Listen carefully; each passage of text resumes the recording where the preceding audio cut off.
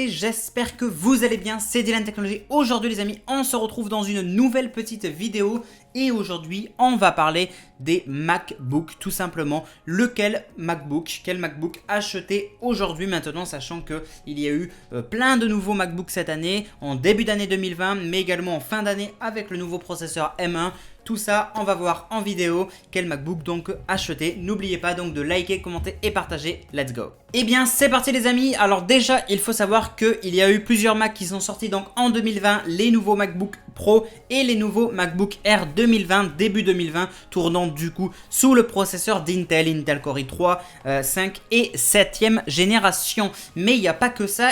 Maintenant cette année, en fin d'année, donc il y a quelques semaines de ça, Apple a présenté, a dévoilé et a sorti du coup les nouveaux Mac. Il y a 3 nouveaux Mac au programme. Le Mac Mini 2020 sous la puce donc M1, c'est le tout nouveau processeur qui vient donc d'Apple, qui a été remplacé par Intel. Donc le Mac Mini, le MacBook Pro et le MacBook Air tout simplement les amis, comme on peut le voir ici d'ailleurs. Donc on a plusieurs MacBook en fait. Donc on a le MacBook Air comme on peut le voir juste ici. Donc on a deux types de MacBook Air. Donc un à 1129 et un autre donc à 1399 €. La grosse différence entre ces deux modèles de MacBook Air, ça va surtout être donc que le GPU a 8 cœurs pour celui à 1399 plus 512 Go de stockage, alors que celui à 1129, lui il aura que 7 cœurs et 256 Go de stockage. Donc ça c'est pour la catégorie des MacBook Air. Maintenant pour la catégorie des MacBook Pro, donc ils tournent tous sous la puce donc M1. Et bien pour les MacBook Pro, vous avez le 13 pouces, donc en 13 pouces, et il y a deux modèles de MacBook Pro en fait, donc avec la puce M1. Vous avez le MacBook Pro à 1449 € en prix de départ, donc avec un GPU et CPU de 8 cœurs en 256 Go, et ensuite à 1679 €, vous aurez donc le même MacBook Pro avec la puce M1, avec le GPU et le CPU en 8 cœurs également, mais avec 512 Go d'espace de stockage. Ça c'est la différence par rapport aux deux modèles des MacBook Pro, et pareil pour les MacBook Air. Mais quelle est la différence entre les deux Mac? Quelle est la différence entre le MacBook Air et le MacBook Pro? J'en ai fait plusieurs des vidéos pour vous en expliquer. Donc comme je vais me répéter vite fait, comme ça sera fait. La grosse différence entre ces deux Macs, ça va être déjà que le MacBook Pro aura la touch bar, aura un refroidisseur et aura un tout petit peu plus de puissance, mais elle ne se remarque presque pas. Alors que le MacBook Air, lui à côté, n'a pas de refroidisseur, parce que Apple a promis et des tests ont démontré que c'était vrai pour le coup, que effectivement le MacBook Air ne chauffe pas du tout. Vraiment pas du tout. Il y a des tests qui ont été faits sur ce MacBook Air, donc avec la puce M1, où justement pendant plus de 30 minutes le MacBook Air est en train de tourner sur Final Cut Pro, donc logiciel de montage vidéo en 8K. Il n'a pas chauffé une seule fois. Donc ça c'est une très bonne nouvelle de ce côté là. Donc voilà, plus léger bien évidemment, mais il n'a pas touch bar également. En quelque sorte c'est ça la différence. Mais le MacBook Air, le gros débat qu'il y a en ce moment, c'est parce que le MacBook Air est extrêmement plus puissant et il a déjà mis par terre le dernier MacBook Pro en Intel. Il a séché totalement et ça c'est vraiment un truc de dingue en fait. Voilà. Et concernant donc le dernier MacBook Air et MacBook Pro en M1, eh bien le MacBook Air il est presque autant performant, puissant et rapide que le MacBook Pro. Il y a une petite différence bien évidemment, mais elle n'est pas énorme. Pour la durée de vie, ils ont une très bonne durée de vie chacun.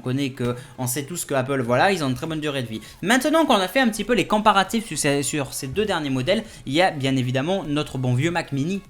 Le Mac Mini, on n'en parle pas beaucoup, mais il est là lui aussi. Alors on va le voir un petit peu plus en détail de ce Mac. Donc on a deux Mac Mini, pareil. Donc ils ont tous les deux la même puce M1 avec un GPU et un CPU, tous les deux formats en 8 cœurs. Sauf que la différence, à 799 € ce sera le 256 Go, alors que pour 1029 €, vous aurez donc le 512 Go de stockage. Le Mac Mini, rappelez-vous, pour ceux qui le connaissent, pour ceux qui ne le connaissent pas plutôt, parce que tout le monde ne le connaît pas trop, il est un peu entre guillemets oublié, mais il existe. Tout de même, c'est un ordinateur de bureau où on va brancher donc plusieurs périphériques, la souris, le clavier, l'écran, etc.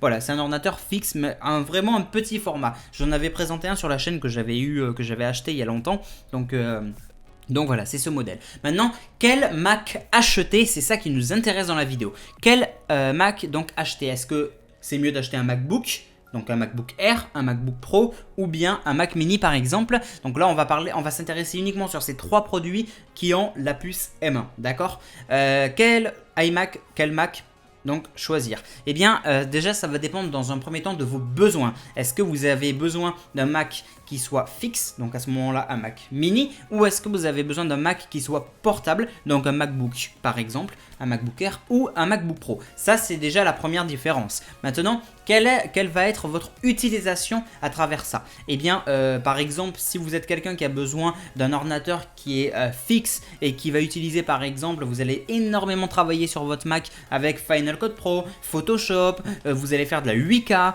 etc. Peut-être que le mieux serait donc effectivement de se tourner du coup vers le Mac Mini parce que justement il va répondre à vos critères. Un ordinateur de bureau, donc un ordinateur fixe et assez puissant pour faire tourner tous ces logiciels. La réponse serait plus le Mac Mini. Maintenant, si on prend un autre exemple, je suis étudiant, je fais beaucoup de bureautique, ça m'arrive de faire des montages photos. Quel Mac acheter?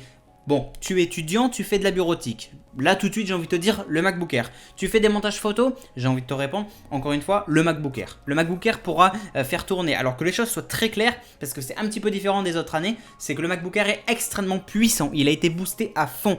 La puce M1 est équivalent à du Intel Core i9. Et ça fait vraiment toute la différence. Donc du coup, qu'est-ce qui se passe? Tu es étudiant, tu fais juste des petits montages Photoshop.